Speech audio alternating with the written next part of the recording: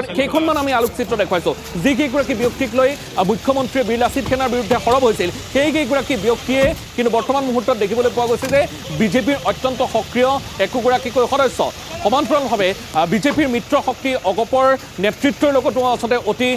ঘনিষ্ঠ ফটো দেখিবলৈ পোৱা গৈছিল এয়া হৈছে ভাৰতীয় জনতা পাৰ্টী অসম প্ৰদেশ এখন বেনাৰ আছে আৰু তাৰ সমান্তৰালভাৱে গেৰুৱা বসন ডিঙিত পৰিধান কৰি আছে সেইকেইগৰাকী নেতাই আৰু সেইকেইগৰাকী নেতাই কৰায়ত্ব হৈছে আৰু কৰায়ত্ব হোৱাৰ পিছতে মুখ্যমন্ত্ৰীগৰাকীয়ে উল্লেখ কৰিছিল যে ধন দাবী কৰা এটা সংগঠন হৈছে বীৰ লাচিত সেনা আৰু বীৰ লাচিত সেনাক নিষিদ্ধ কৰিব লাগে এনেধৰণে মন্তব্য কৰিছিল কিন্তু এতিয়া কথা হ'ল যে বৰ্তমান মুহূৰ্তত প্ৰশ্নটো কিন্তু ওলোটা হোৱা পৰিলক্ষিত হৈছে কাৰণ সেইকেইগৰাকী ব্যক্তি বৰ্তমান মুহূৰ্তত বিজেপিৰ সদস্য বুলি প্ৰায় স্পষ্ট হৈ পৰিছে গতিকে এই মুহূৰ্তত আচলতে মুখ্যমন্ত্ৰীৰ মন্তব্য কি হ'ব মুখ্যমন্ত্ৰীয়ে যিহেতু কেইজনমান সদস্যৰ কাৰ্যক লৈ তেনেধৰণে মন্তব্য কৰিলে সংগঠনটো নিষিদ্ধ কৰিব লাগে বুলি মন্তব্য কৰিলে এতিয়া সেইকেইগৰাকী সদস্য যদি বিজেপিৰ সদস্য হয় তেতিয়াহ'লে মুখ্যমন্ত্ৰীৰ মন্তব্য কেনেধৰণৰ হ'ব